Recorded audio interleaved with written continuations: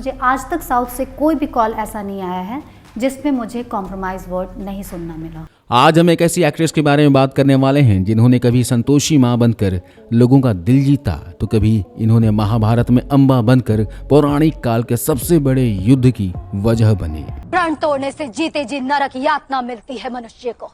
मैं चाहती हूँ कि वो नरक तुम भोगो। जी हाँ दोस्तों, हम बात कर रहे हैं टीवी की फेमस एक्ट्रेस रतन राजपूत के बारे में। इस बिहारी छोरी ने अपने पहले ही टीवी सीरियल से ऐसा करिश्मा दिखाया कि घर घर जाने लगी। रतन राजपूत इस बात को साबित करती हैं कि लड़कियां भी अपने टैलेंट के बदौलत कुछ भी कर सकती हैं। बिहार की गलियों से आकर मुंबई जैसी माया नगरी में नाम और पैसा हासिल करने वाली रतन की जिंदगी में कई मोड़ आए, जिनसे इस वीडियो में हम आपको रूबरू करवाने वाले हैं। अपने करियर में बड़े बड़े सीरियल में काम करने वाली रतन राजपूत ने खूब सारा पैसा कमाया। दान पुरुष को दिया जाता है, स्त्री को अधिकार मिलता है महामहिम देश में। पर आखिर उनके साथ अचानक ऐसा क्या हुआ कि वह टीवी से बिल्कुल गायब ही हो गईं? इनके बारे में तमाम तरह की बातें बताई गई होगी, हालांकि सच कुछ और ही है।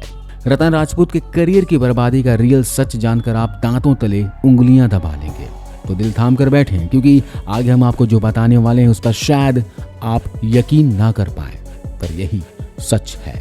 रतन राजपूत का जन्म 1987 में बिहार के पटना शहर में 20 अप्रैल को हुआ था। इनके पिता बिहार सरकार में संयुक्त सचिव के पद पर थे। 5 बहनों में सबसे छोटी रतन ही थी, जिसके दिमाग में बचपन से ही यह बात थी कि उन्हें आगे चलकर एक्ट्रेस बनना है। हालांकि उनकी फैमिली ने रतन को इस इच्छा को कभी सपोर्ट नहीं किया, पर इसके बावजूद रतन अपने फैसले पर टिकी रही और आगे चलकर अपनी मेहनत के बदौलत इन्होंने अपने सपने की दुनिया को हकीकत में सच कर दिखाया।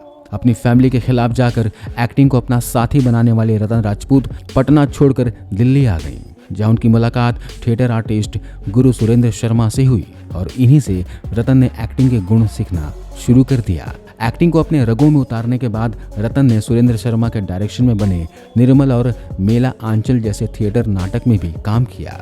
उनके काम को लोगों ने काफी ज्यादा पसंद भी किया। बचपन में एक दिन जब रतन को पता चला कि उनका नाम उनके माता पिता ने नहीं बल्कि पड़ोसी ने रखा है, तो वो काफी ज्यादा गुस्सा हो गई और तुरंत ही इन्होंने अपना नाम बदलकर लड़कों जैसा नाम रख लिया, क्योंकि हमारे देश में अधिकतर रतन नाम लड़कों का ही रखा जाता है। एक दिन की बात है जब रतन के गुरु सुरेंद्र शर्मा ने कहा कि अगर तुम्हें वाकई में सही मंजिल हासिल करनी है तो तुम्हें मुंबई जाना पड़ेगा।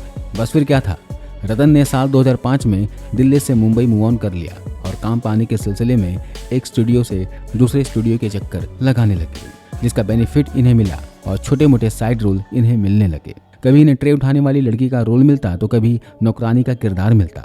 आखिरकार साल 2006 आया जब इन्हें रावण टीवी सीरियल में सुर्पनखा का किरदार करने का मौका मिला। इस तरह से रतन को काम मिल रहा था और उनके छोटे मोटे खर्चे भी निकल रहे थे। तभी उन्हें एक दिन पता चला कि एक बड़े टीवी सीरियल की शुरुआत हो रही है और उसके लिए ऑडिशन चल रहा है। बस फिर क्या था, रतन भी ऑडिशन पर चली गई। वहां जाने पर वह देखती हैं कि उनसे भी काफी ज्यादा सुंदर लड़कियां ऑडिशन देने के लिए आई हुई हैं। ये देखकर रतन को लगता है कि उनकी दाल तो यहाँ नहीं गलने वाली है, पर इसके बावजूद वो ये सोचकर ऑडिशन देती हैं कि आखिर ऑडिशन देने में जा ही क्या रहा है। वो ऑडिशन देकर अपने घर चली गई और कुछ ही दिनों के बाद उनकी खुशी का ठिकाना तब नहीं रहा जब प्रोडक्शन हाउस से उन्हें फोन आया और उन्हें कहा गया कि फौरन वह आकर ऑफिस में मिले।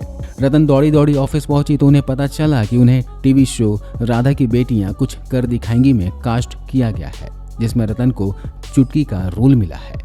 रतन ये शो कर रही थी कि तभी एक बड़े प्रोडक्शन हाउस की नजर रतन पर पड़ी और यहीं से रतन की किस्मत तेजी से पलटी। दरअसल प्रोडक्शन हाउस अपना एक नया टीवी शो शुरू करने जा रहा था, जिसके लिए लीड हीरोइन की जरूरत थी। जब यह बात रतन को पता चली तो वह सोचने लगी कि आखिर कोशिश करने में खर्च ही क्या है।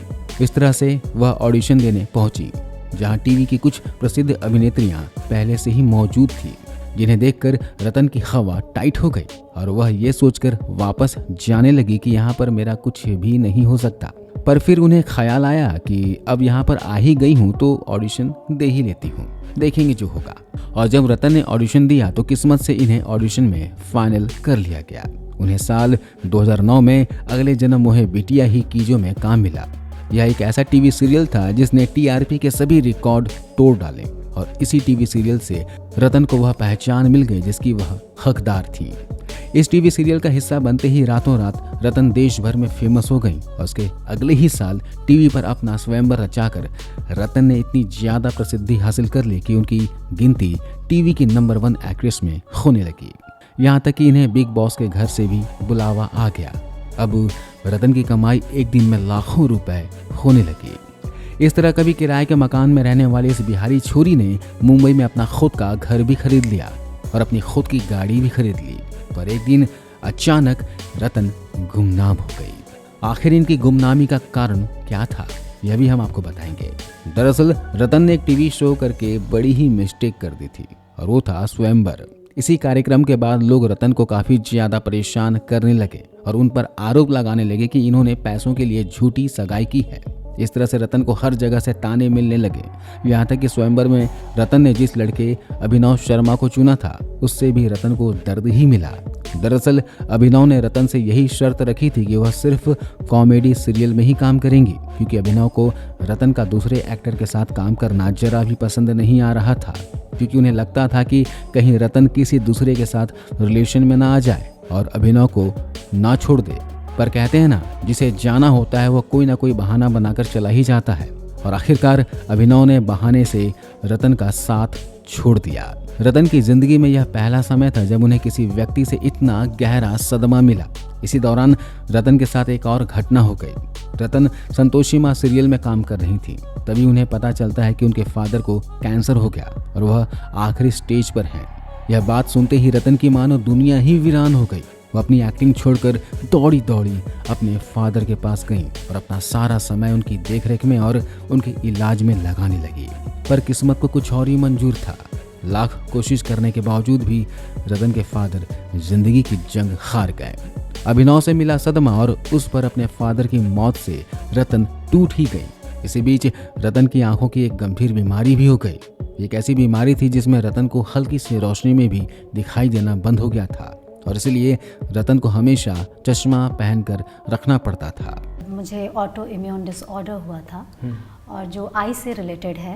मैं सूरज की रोशनी तक फेस नहीं कर पा रही थी हर्ष, और मैं दिन और रात काले चश्मे में होती थी। संतोषी माँ सीरियल से जुड़ा हुआ एक और वाकया है जिसके बारे में कम ही लोग जानते हैं। दरअसल संतोषी माँ के सेट पर रतन सिंह राजपूत का शोषण हुआ, जिसकी शिकायत इन्होंने प्रोडक्शन हाउस से की। लाइटमैन की गंदी हरकत पर जब मेकर्स ने एक्शन नहीं लिया तब रतन सिंह राजपूत ने सेट पर जाने से इनकार कर दिया। बस यहीं से रतन ने अभिनय की दुनिया से दूरी बना ली। हालांकि बीच बीच में रतन को टीवी सीरियल में काम करने के ऑफर आ रहे थे, पर अपनी आंखों की प्रॉब्लम की वजह से वो अधिकतर ऑफर को मना ही कर रही थी। बस इसलिए धीरे धीरे टीवी इंडस्ट्री ने भी रतन से दूरियां बनानी शुरू कर दी और वह अचानक गुमनामी के अंधेरे में गायब हो गई। हालांकि कई सालों के बाद ठीक होने के बाद फिर से काम की तलाश में जुटी हुई हैं। फिलहाल वो सोशल मीडिया पर अपनी लाइफ की वीडियोस भी पोस्ट करती हैं। तो ये कहानी है दोस्तों हम सब की चहेती रतन राजपूत की। मिलता हूं अगले वीडियो में किसी और दिलचस्प कहानी के साथ। तब तक के लिए नमस्कार, जय हिंद।